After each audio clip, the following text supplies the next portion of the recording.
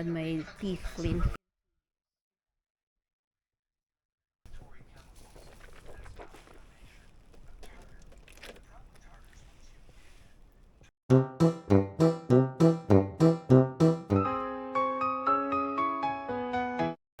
Hello to everyone. So every morning I'm joining when I have the time or when I get up early, I join the family in the Philippines for our morning and from there and evening rosary prayer.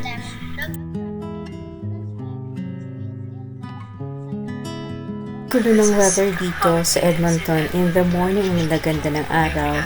It was shining so brightly and pagdating ng hapon ganito, makikita mo na lang yung clouds na napakadilim, tapos magkakaroon ng thunderstorm, heavy rain, sometimes may hail, and malalaman mo na lang the following day, nagbabaha na siya. So I have been doing cleaning since I arrived here in Canada 13 years ago. And sa ngayon, meron akong 3 suites na kailangan kong linisin all by myself. 2 ay renovated na at isa ay pre-renovated. So ito yung pre-renovated. So I had to check first muna yung buong kabuuan ng lugar before I could start doing the cleaning.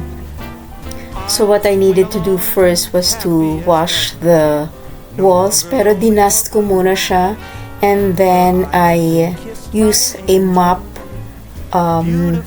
head with yung handle, and then meron akong bucket na may warm water, Dawn Blue dishwashing liquid, and merong vinegar, which is really very good cleaning para sa walls and floors. Using the Dawn dishwashing liquid, specifically yung kulay blue, sa isang warm water with vinegar, it is very safe para sa isang taong laging naglilinis. So hindi siya masyadong malakas ng chemical na eventually magkakaroon ka ng sakit when you continuously use chemicals that are really very harsh. So when I got home, kinain ko na yung tirang tuyo na binili ko sa Seafood City. And then Sunday came. I usually go to St. Joseph's Basilica, but this time I went to St. John the Evangelist kasi malapit lang siya, and then I was looking for the priest that said the mass before. Unfortunately, wala na siya.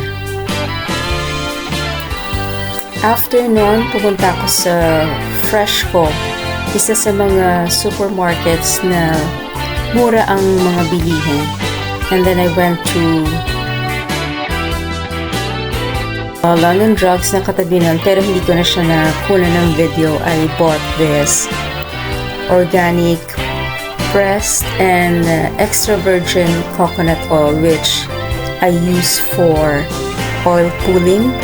Safe and has good benefits para sa ipin mo. I just don't want to do any more deep cleaning dahil namaga talaga yung gilagid ko, although I know I have receding gums and deep pockets like what the dentist said, pero I don't like na maging masyadong invasive yung procedure na gagawin sa akin. And aside from the fact na I don't have any insurance and I need to pay a little less than 2,000 Canadian dollars for the treatment, which unfortunately I don't have. Even siguro pag meron ako, I don't think I will avail of the service.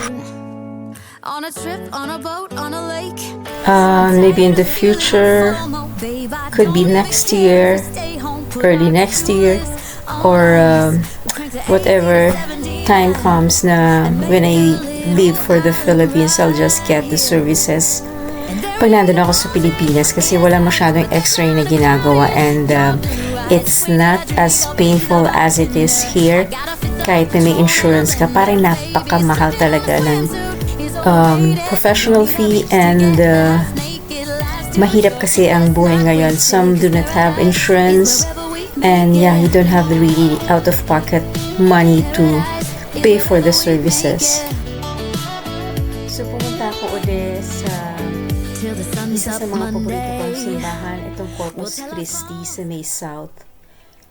I took another route. Instead of taking the highway, which is 23rd Avenue, and bababa ako doon sa 34th Street. I took the Meadows number 55 bus. So, lalakad na lang ako sa residential area, which is, I believe, safer. Pero pag uwi ko, doon ako ulit sa 23rd Avenue sumakay. I really love going to this church. So, Corpus Christi pala ibig sabihin is Body of Christ. The church is so big, and I don't know, I just like how it feels, how I feel when I enter the church. And pagkatapos nun, pumunta ako sa Adoration Chapel. I spent an hour there, and it gives me such peace of mind, a great peace of mind, and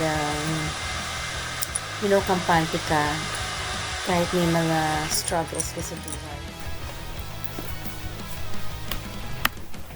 So I am now heading to the Adoration Chapel. So may entrance yan sa left and the side. Makikita nyo na very napakalaki nung cross dyan sa harapan. And then the Virgin Mary is situated on the right side if you're facing the altar. And then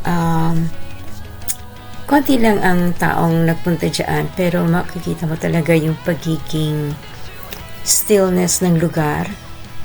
And you can really pray silently, solemnly, and you will really feel the presence of God inside. Parang nagwa-one-on-one talk kayo. So, nagkaroon ako ng time pumunta dito sa isang maliit na grocery store. They call it H&W Produce. Ang mumura siya ng mga fruits and vegetables. So, ang binili ko is yung dalawang kinds ng berries, which is strawberry and blueberry. Ang normal price ng strawberry sa ibang groceries ay $5.49. But here, nakuha ko siya ng $2.48. Same way na ang blueberry is $3.49. Pero dito is only $2.48 also. Pero ang sarap-sarap talaga niya. Ang tamis-tamis.